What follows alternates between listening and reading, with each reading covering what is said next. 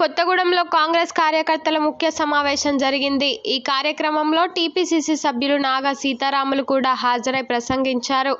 ఈ సందర్భంగా ఆయన మాట్లాడుతూ పార్టీ మీటింగులకు సీనియర్లను విస్మరిస్తున్నారని, మీటింగ్ జరుగుతున్న విషయాన్ని తెలుసుకొని రావాల్సి వస్తుందని, తాను కాంగ్రెస్ పార్టీలో క్రమశిక్షణ కలిగిన వ్యక్తిగా పనిచేస్తున్నానని, కాంగ్రెస్ పార్టీకి ఎప్పుడూ విధేయతగా అండగా ఉంటూ వస్తున్నానని చెప్పుకొచ్చారు. తాను కాంగ్రెస్ పార్టీ కార్యకర్తతో పాటు శ్రీనన్నకు అభిమానినన్నారు. కాంగ్రెస్ పార్టీ మీటింగ్ జరుగుతుంటే కనీసం సమాచారం ఇవ్వకుండా ఎవరెవరో కొత్తవారు వస్తున్నారని, తాను ఇప్పటికీ ఎప్పటికీ కాంగ్రెస్ పార్టీ అభిమానినని, శ్రీనన్నతో మాట్లాడే అవకాశం రావడం లేదని ఆవేదన వ్యక్తం చేశారు.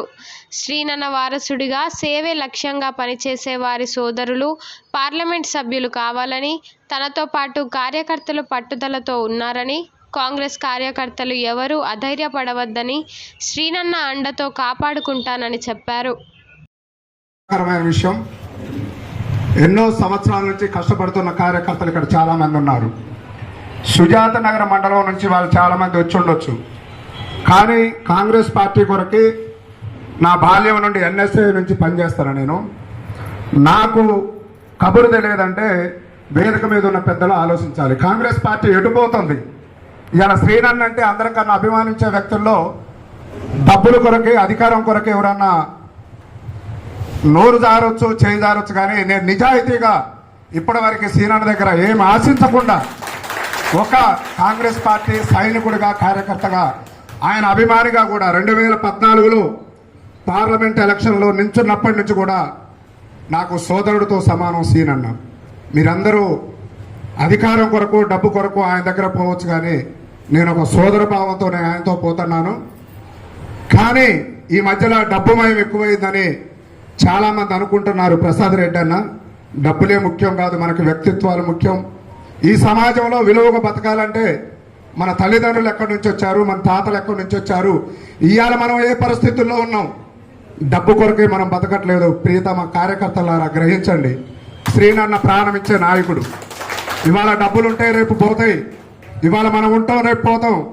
కానీ ప్రియతమ నాయకులు, నా అభిమాన నాయకులు రాజశేఖర్ రెడ్డి గారు చెప్పారు, ఎంతకాలం బ్రతికామన్నది కాదు, బ్రతికినంత కాలం ఎలా విలువలతో బతికామన్నదే ముఖ్యమన్నది. అలాంటి విలువలతో బతుకుతున్న ఆయన ఆశయాలను తీసుకొని వాళ్ళ సమాజంలో కాంగ్రెస్ పార్టీ వైపు వచ్చిన శ్రీనివాసరెడ్డి అన్న మనం అందరం గమనించాల్సిన అవసరం ఉంది. ఇవాళ నేనేదో గొప్ప కొరకు చెప్పట్లేదు. ఇక్కడ మీటింగ్ పెట్టిన ఫస్ట్ రోజే శ్రీనన్న కొత్తగూడెం ఎమ్మెల్యే కొరకు, పాలేరు ఎమ్మెల్యే కొరకు కాంగ్రెస్ పార్టీలోకి రావట్లేదు. ఆయన ఆశయం ఎప్పటికైనా ఇంకా 5 సంవత్సరాలు కానీ 10 సంవత్సరాలు కానీ ముఖ్యమంత్రి కావాలనే ఆశయం. నేను ఇవ్వలేదో ప్రసాద్ రెడ్డి అన్న ముందు గొప్పలు చెప్పట్లేదు. ఆయన ఆశయం, ఆయన ఆశయాన్ని నెరవేర్చాలంటే ఆయన అమ్మట నడిచే ప్రతి ఒక్క కార్యకర్త కూడా నీతిగా ఉందాం, నిజాయితీగా ఉందాం, క్రమశిక్షణతో ఉందాం, కాంగ్రెస్ పార్టీ జెండా కింద పడకుండా కాపాడదాం. అంతేగాని ఇవాళ పదవి వస్తుందని, అధికారం వస్తుందని, డబ్బులు వస్తున్నాయని ఎంబడబడి తిరిగి రేపు ఆయన పేరు ఆగమం చేస్తే కాంగ్రెస్ పార్టీని మోసం చేసిన వాళ్ళం అవుతాం, శ్రీనన్నను మోసం చేసిన వాళ్ళం అవుతామని ఈ సందర్భంగా తెలియజేస్తున్నా. నా ఆవేశం కాదు, ఇక్కడ చాలా మంది కార్యకర్తల ఆవేశం.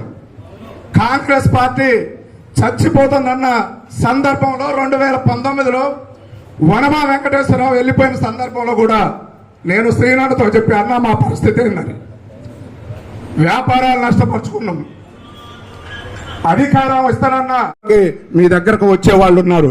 శ్రీనన్నతో నేను చెప్దామనుకుని జూలై 2వ తారీఖు ఇదే స్టేజ్ మీద, అన్న బీసీగా, ఒక బీసీ బిడ్డగా నేను కష్టపడుతున్న కాంగ్రెస్ పార్టీలో ఏదన్నా అవకాశం ఇస్తే మీకు కూడా తెలుసు, ఆఫీస్కి వచ్చి కూడా 2-3 సార్లు ప్రాధేయపడ్డా. అవకాశం వస్తే, అదృష్టం మంది ఉంటే వస్తే మీ సపోర్ట్ కావాలని కూడా అడిగినాం. ఈ రోజు కూడా ఒక బీసీ బిడ్డగా పార్లమెంటు కూడా శ్రీనన్నతో చెప్పి నేను వేశాను. నేను పదవి కొరకు నేనేదో ఎంపీ అవుతున్నాను కొంతమంది అనుకోవచ్చు, ఈయనకు ఎంపీ స్టేజీ ఉందా అని అనుకోవచ్చు. ఇవాళ తెలంగాణ రాష్ట్రంలో 24 మంది ఎమ్మెల్యేలు 50,000 రూపాయలు కట్టడానికి లేని వాళ్ళు కూడా అయ్యారు. అంటే నేను ఎవరిని తక్కువ లేదు.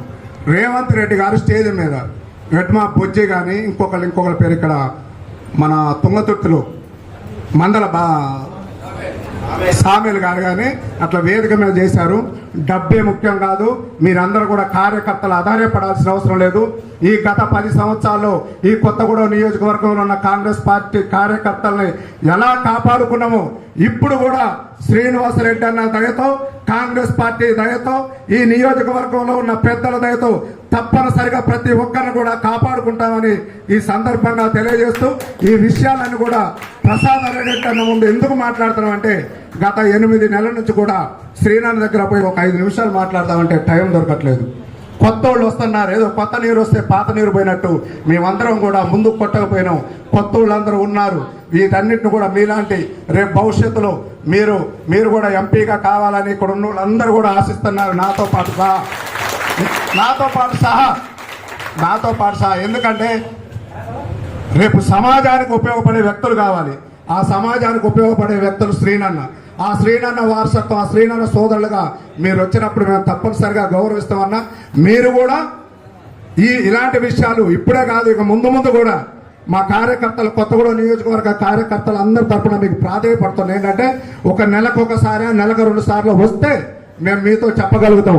ఇంట్లో భోజనం చేసేటప్పుడు, టిఫిన్ చేసేటప్పుడు ఏదో ఒక విషయాలు ఇవి శ్రీనన్న దృష్టికి తీసుకెళ్లి ఎవరు నిజమైన కార్యకర్త, ఎవరు పార్టీ కొరకు పాటుపడుతున్నారు, ఎవరు ప్రేమతో మీతో ఉంటున్నారు, ఎవరు డబ్బుల కొరకు వస్తున్నారు, ఎవరు అధికారం కొరకు వస్తున్నారు, ఎవరు దేని కొరకు వస్తున్నారని చెప్పవలసిన బాధ్యత మీ ఉందని ఈ వేదిక ముఖంగా కొత్తగూడెం నియోజకవర్గ కార్యకర్తలందరి మనోభావాల తరఫున నేను మాట్లాడుతూ ఈ అవకాశం నాకు ఇచ్చినందుకు మీ అందరికీ ధన్యవాదాలు తెలియజేస్తూ జై హింద్, జై కాంగ్రెస్.